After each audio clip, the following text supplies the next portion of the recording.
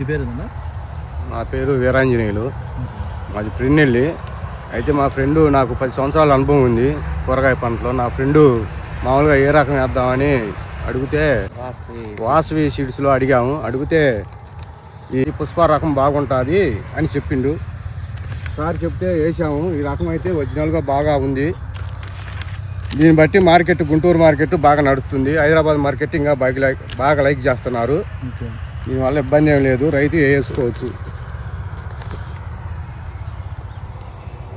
బాగుందన్న variety. Variety అయితే ఏ దగ్గదే, రైతుకి అయితే ఇబ్బంది లేదు. పంట దిగుబడి కూడా బాగా వస్తుంది.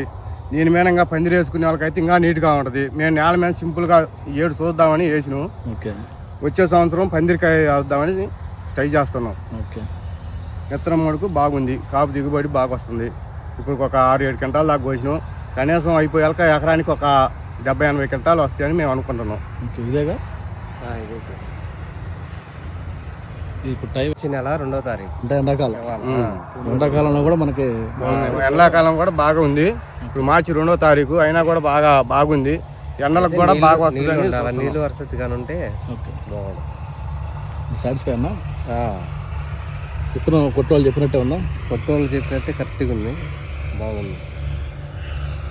మార్కెట్ రేట్ పడుతుంది 28 రూపాయలు వేసిండు ఇవాళ. మిరగాల బస్తా ఉంటుంది కదా, మిరగాల బస్తా వచ్చేసి 64 కేజీలు, 65 అలా. కాయ సైజు మాత్రం బాగుంది. కాయ సైజు బాగుంది, కాయ నీట్గా బాగుంది.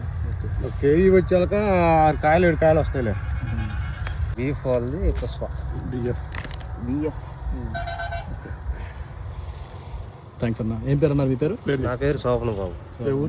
శ్రీనివాస్ క్యాంప్. విత్తనం అయితే బాగుంది. విత్తనం అయితే బాగుంది, రైతు వేసుకోవచ్చు. ఒకవేళ ఎవరైనా చూడాలనుకున్నా చిన్నకాలం కట్టకాడ, ఐప్సం గుడి దాటంగానే చిన్నకాలం కట్టకాడ రైట్ సైడ్ ఉంటుంది. పిడిగురళ్ళు వెళ్తుంటే రోడ్డు అంపటే వచ్చి చూసుకునే వాళ్ళు చూసుకోవచ్చు. రైతులు హైవే పక్కన.